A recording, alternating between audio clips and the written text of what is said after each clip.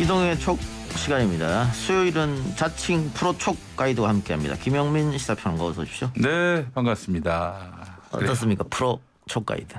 프로촉 가이드. 그냥 프로촉이라고 하면 안 되겠습니까? 프로촉. 예. 예. 뭐 워낙 이 바닥에 오래 계셨으니까. 그렇습니다. 예. 예. 이 바닥도 이제는 장유유서를 좀 따져줘야 합니다. 예, 그래요. 근데 지금 사실 시사평론, 정치평론계도 박근혜 정권 때 이제 방송계에 있었던 분들보다는 굉장히 좀 젊어졌어요. 그렇습니다. 세대 교체가 좀 됐다고 봐야겠죠, 아무래도. 예, 그렇습니다. 예. 예, 세대 교체가 돼야 하고요. 그리고 사실 지금 세대를 보면 말이죠. 국회의원들 세대별로 제가 한번 분류를 해봤는데 50대가 167명입니다. 예. 예. 절반 이상이네요. 그렇습니다. 60대가 89명, 70대는 3명, 예. 40대는 30명, 2030 세대는 합쳐서 11명 이렇게 돼 있습니다. 예. 예. 2030 세대가 다 합쳐서 16%가 넘거든요. 전체 인구 비율을 따지면 그렇죠. 예. 근데 11명이에요. 예. 이러니 지금 2030 세대가 굉장히 중요한 세대의 한 축인데도 불구하고 정치 일선에서 아주 희귀합니다. 2030 세대를 자신들의 말을 들어주거나 대변해줄 국회의원이 없다 이 말씀이네요. 그렇죠. 그래서 최근에 뭐 이른바 이준석 현상도 예. 여기에서 이제 기초한 것이 아닌가 이런 생각이 듭니다. 예, 알겠습니다. 오늘 그 얘기 포함해서 장유유서 이야기를 먼저 하셨으니까 그 얘기부터 먼저 하죠. 네, 그 정세균 전 국무총리 대권 주자로 지금 나섰는데 오늘 아침에 해명 인터뷰까지 했습니다. 예. 이제 전날에 장유유서 발언 이것이 이제 왜곡돼서 해석되고 있다 이런 해명인데 무슨 이런 해명 인터뷰까지 하실 필요가 있나 하는 그런 생각부터 듭니다. 근데 이게 왜 해명까지 하게 됐느냐. 네. 일단 어제 하루 핫했거든요. 그 아침 방송에 나가서 이런 발언을 했지 않습니까? 네네네. 그러다 보니까 오전, 오후, 저녁까지 내내 인터넷 커뮤니티를 비롯해서 모든 뉴스에서 다 다뤘단 말이죠. 그게 정세균 전 총리의 발언의 맥락은 정치 경륜의 필요성과 그러면서 장유유서 문화가 우리 사회의 뭐 한 축이다. 이런 얘기인데 아니 뭐 해명할 필요가 있습니까? 그 맥락으로 사람들이 다 이해를 하고 있는데요. 그러니까 보수 정당 내에서 그런 게 있으니까 네. 고민도 있을 것이다. 예. 뭐 이렇게 얘기를 하면서 정 전 총리는 본인이 억울하게 생각할 수 있을 것 같아요. 근데 앞뒤 맥락을 왜 살펴보지 않고 이렇게 제목만 땄냐. 근데 뭐 우리 언론으로서는 이렇게 이것만 장유유서만 따면 장유유서란 말을 모르는 분이 안 계시니까 그렇죠. 이거 충분히 활용할 수 있다. 그리고 뭐 소위 말하는 클릭 장사하기도 좋고 그렇게 했고 이 연합뉴스에서 처음에 보도해서 쫙 퍼진데 네. 그 요즘에 이 속보 경쟁, 받아쓰기 경쟁을 많이 하잖아요. 그러다 보니까 인터뷰 전문을 듣거나 보는 것보다 어디서 한번 쓰면 그냥 빨리 받아서 쓰는 빨리 누가 빨리 쓰냐 네. 이 경쟁이거든요. 그러다 요즘에 보니까 언론사 예. 보면 말이죠. 우리가 통상 이제 언론의 보도라고 하는 게 기자가 이제 기사를 쓰면은 데스크가 한번 보고 예. 그렇게 해서 출고 예. 혹은 발행하는 걸로 이제 인식하고 있는데 요즘 안 그렇죠. 요즘은 안 그래요. 기자가 직접 자기 블로그에 글을 올리듯이 기사를 바로 이제 포털에 내는 경우가 많습니다. 속보성 경쟁 때문에. 그래서 데스크가 확인도 안 하고 올리는 건데 그래서 이제 어마어마한 지금 이 언론의 문제점 폐단들이 자꾸 예. 드러나고 있어요. 하루에 40-50개 쓰는 기사 쓰는 분들도 계세요. 그 기사에 무슨 영혼이 있겠습니까? 그냥 뭐 그러니까 밖으로 안 나가고 데스크 앞 책상 앞에서 앉아서 쓰는 거죠. 그거는 이제 저널리즘이 아니라 복붙이즘이라고 예, 예. 해야 될 것 같습니다. 하여튼 그래서 예. 이렇게 쫙 퍼지다 보니까 정세균 전 총리 입장에서 좀 억울하다. 충분히 그럴 수 있다고 봐요. 본인 입장으로는. 다만 김영민 PD 말처럼 장유유서라는 단어가 주는 함이 거기다가 장유유서라는 단어를 쓰기 전에 앞에 그 외국 사례를 언급하면서 실패했다 30대 거기도 그런 얘기를 했단 말이죠. 예, 예, 그 예. 이어져다 보다 보면 또 충분히 또 이렇게 생각할 수도 있다. 그러니까 정치인들의 말이라는 게 언론을 통해서 활용될 수도 있고 악용될 수도 있는 부분이거든요. 예. 정 전 총리가 정치를 뭐 소위 말해서 하루 이틀 한 사람이 아니잖아요. 그렇죠. 이런 거 생각했을 때는 이런 비난을 또 듣는 게 숙명이다. 또 이렇게 생각할 수 있어야 될 것 같아요. 제가 앞서서 이제 세대별로 국회의원이 몇 명씩이나 따져봤는데 그 이유가 여기에 있습니다. 예. 아니 우리 저 2030 세대들이 뭐 실력이 모자랍니까? 그렇다고 뭐 정치적 뭐 센스가 떨어집니까? 예. 제가 봤을 때는 충분히 정치권에서 활약할 수 있는 능력과 또 자질을 갖췄는데 너무 앞선 분들이 안 나오세요. 예. 이러다 보니까 아니 2030 세대에서 국회의원이 11명밖에 안 된다? 전 국민의 16%를 차지하는데 그러니 여기다가 장유유서 발언을 하면은 어떻게 생각이 되겠어요? 그렇습니다. 아, 이 정치는 나이 든 사람들만 해야 되는 모양이구나. 그 방금 말씀하신 정치를 나이 든 사람만 해야 된다. 어린 사람이 무슨 정치를 해? 이런 문화가 아직 남아 있는 것 같기도 해요, 사실. 잘못됐습니다. 그거는. 근데 방송계에도 있는데 제가 이 정치 평론을 30대 중반부터 했는데 네네. 그때도 댓글 보면 너무 어린 게 뭐라느냐. 취급을 당하셨구나. 예. 그래서 일부러 염색도 안 하고 흰머리 나는 거 조금 더 나이 있어 보이게 하려고 뭐 그런 시도도 있었거든요. 예, 그래요. 그러니까 지금 보면 사실은 나이랑 평론이랑 무슨 상관이죠? 그렇습니다. 똑같습니다. 정치랑 뭐 나이랑 무슨 상관이 있느냐. 예. 그럴 것 같으면 외국에 20, 30대 지금 대통령 총리들 많이 나오잖아요. 그렇습니다. 그럼 그런 분들은 그럼 어떻게 해야 되느냐. 근데 우리는 사실은 너무 정치권이 늙었다. 1970년대에 YS DJ 이철승 씨가 40대 기준으로 내세웠지 않습니까? 40대입니다. 40대. 근데 박정희 전두환 전 대통령도 대통령 할 때 다 40대였어요. 박정희 대통령이 44살에 군사정변을 일으켰어요. 근데 그때 이제 YS와 DJ가 나섰을 때 야당 간판이었던 유진산 총재가 뭐라고 했습니까? 구상유치. 구상유치. 예. 젖비린내 난다. 뭐 이런 거 아니에요. 입에서 젖비린내 난다는 뜻이죠. 예. 아니 40대인데. 그러면. 예. 그래서 이거는 사실 유진산이 정치하던 그 시대의 레토릭이다. 이게 저 장유유서라고 하는 것이. 그러니까 우리가 너무 박정희 전두환은 뭐 쿠데타로 집권했기 때문에 그럴 수도 있습니다만 그때 내각도 젊었거든요. 뭐 대통령이 젊다 보니까 내각도 젊을 수밖에 없는데 네네. 그때와 비교하면 우리 정치가 너무 조금 후퇴하는 거 아닌가. 네. 또 젊은 층들을 각 정당에서 영입한다라고 할 때는 이미 사회에서 어느 정도 성공하고 명성을 쌓은 사람만 영입합니다. 그렇지. 이것도 사실 문제가 있잖아요. 예. 방금 얘기하신 것처럼 20, 30대가 차지한 인구 비율이 상당한데 20, 30대에서 사실은 뭐 어느 정도 명예를 쌓고 업적을 이루고 어렵잖아요, 사회에서. 그런데 그런 사람들만 특이한 사람들만 뽑아서 정치권에 데려다 놓으면 그거는 좀 문제가 있는 것이죠. 그래서 이게 이번에 뭐 장유유서 이런 단어라든가 혹은 이준석 전 최고의 당대표 돌풍 뭐 역사상 처음 있는 일 아니에요? 30대 네네. 그것도 보수 정당에서 당대표에서 나갔는데 이게 돌풍을 일으킨다. 이걸 계기로 해서 우리 정치가 좀 젊어질 필요가 있다. 그런 생각이 듭니다. 또 이준석 현상을 한번 좀 짚어볼 필요가 있는데 이준석 전 최고위원이 자력으로 이렇게 말하자면은 지금 화제의 중심에 선 거 아닙니까?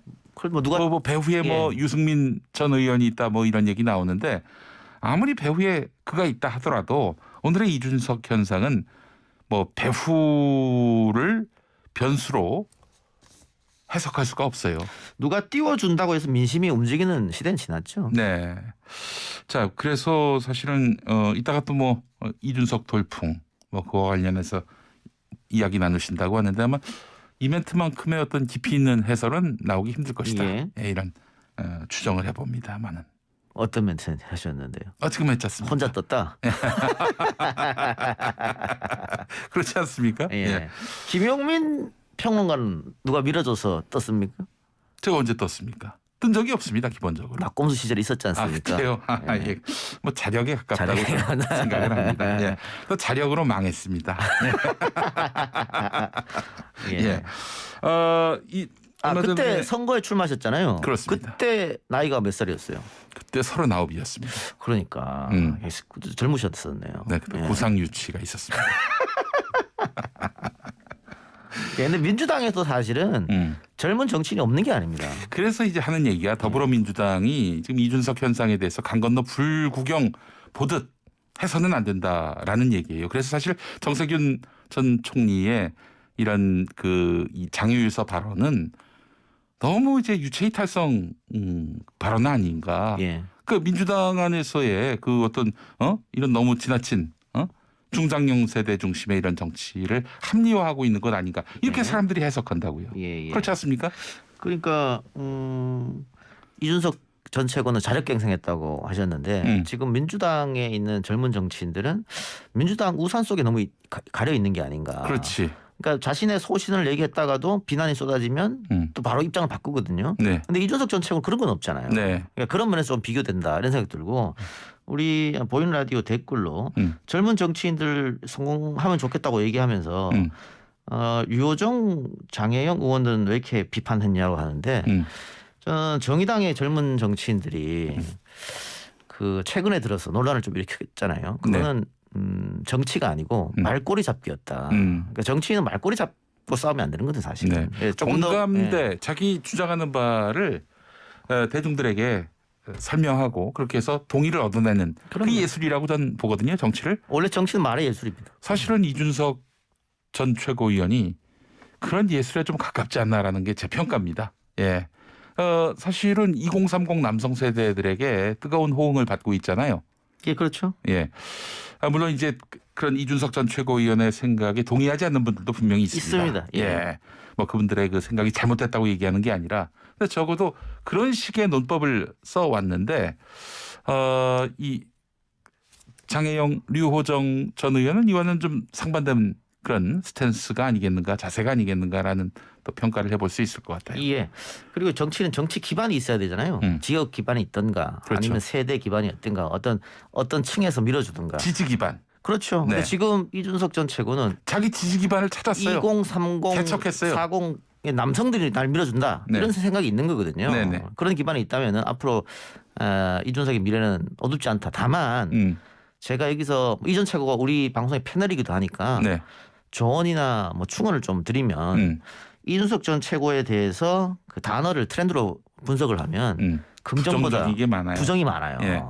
그게 이제 소위 말하는 뭐 싸가지 없음도 있을 수 있고요. 네. 또 이제 뭐 페미 문제에 대해서 뭐 너무 여혐하는 거 아니냐 뭐 이런 것도 있거든요. 부정적 단어가 좀 있는데 멀리 미래를 내다본 정치를 하기 위해서는 이런 부분 좀 고쳐야 된다. 특히 토론할 때 보면 내가 말을 잘해서 상대방을 제압하는 게 꼭 좋은 것만은 아니거든요. 그렇죠. 근데 이준석 전 최고의 토론 방식이 좀 그런 거예요. 그러니까 제압하고 이기려고 하는 그런 생각이거든요.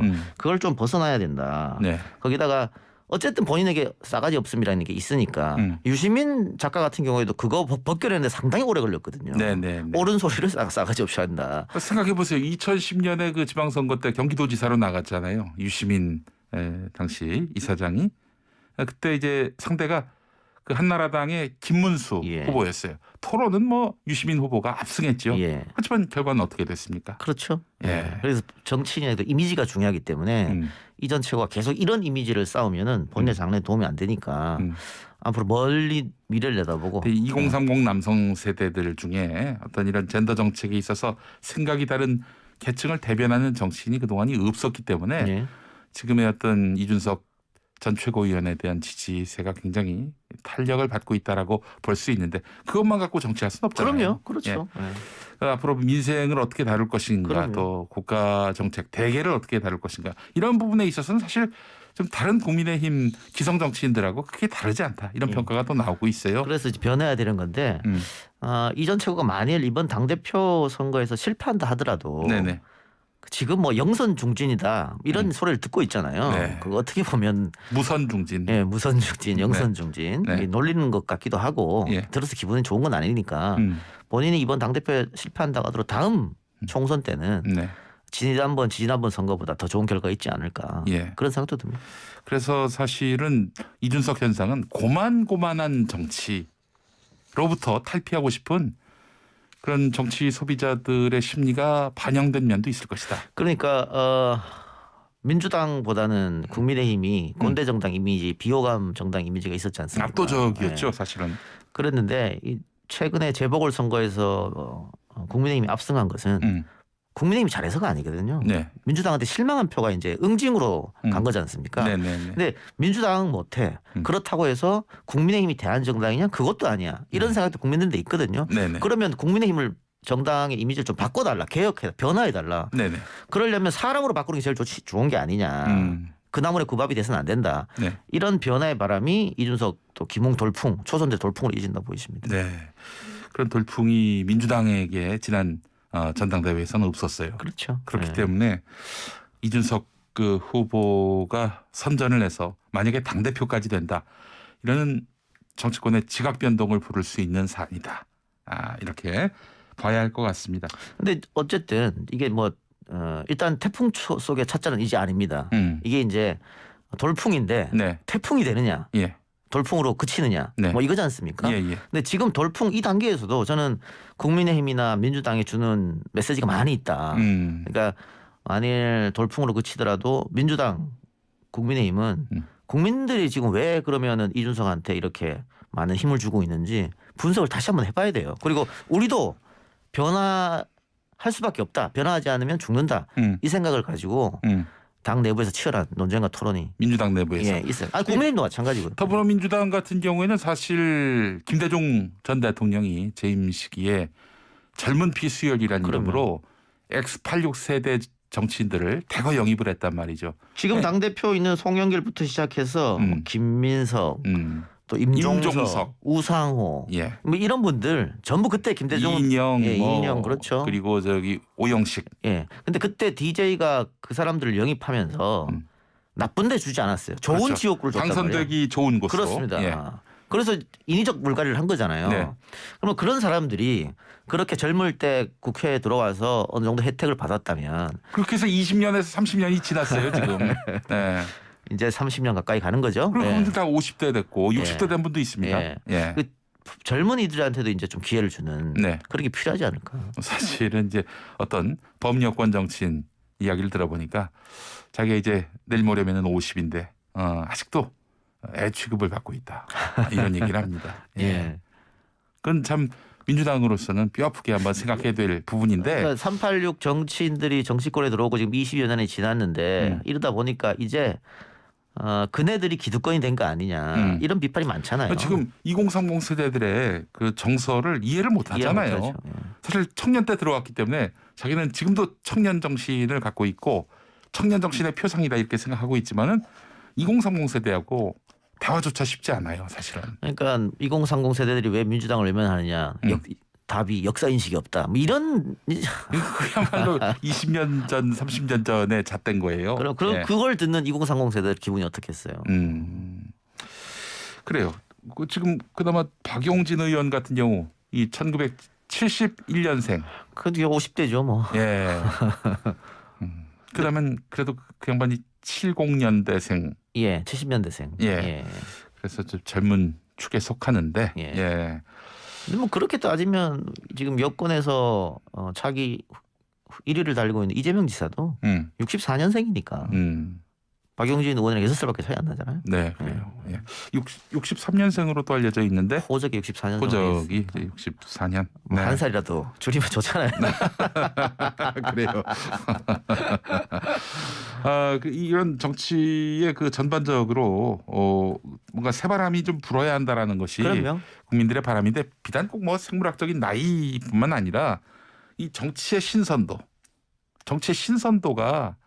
이제 좀 필요하다라는 느낌이 있는 거예요. 그래서 예. 지난번에 예. 서울시장 선거할 때 예. 민주당 내에서 우상호 박영선만으로는 흥행이 안 되니까 네네. 박주민 전 최고가 나왔으면 1973년생. 예, 바람이었고 예. 박 전 최고한테도 많은 오퍼가 갔어요. 네. 근데 본인이 그 전에 당대표 가서 떨어졌기 때문에 이번에 가서 또 떨어진다면 뭐 이런 생각 했던 것 같아요.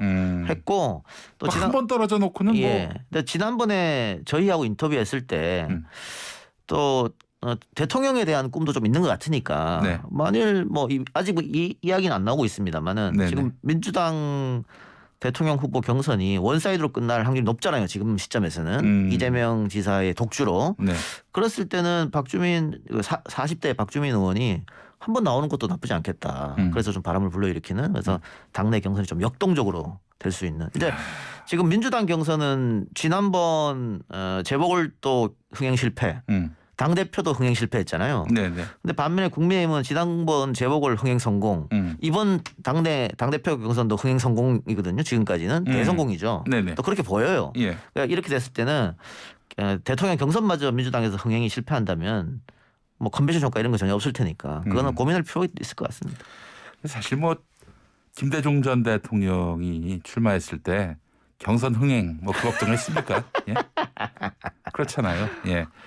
유력한 주자가 있어서 그래서 대통령 당선도 충분히 가늠할 수 있다라고 판단됐을 때는 그렇게 하려면은 네. 한마디로 대세가 형성돼야 되거든요. 대세.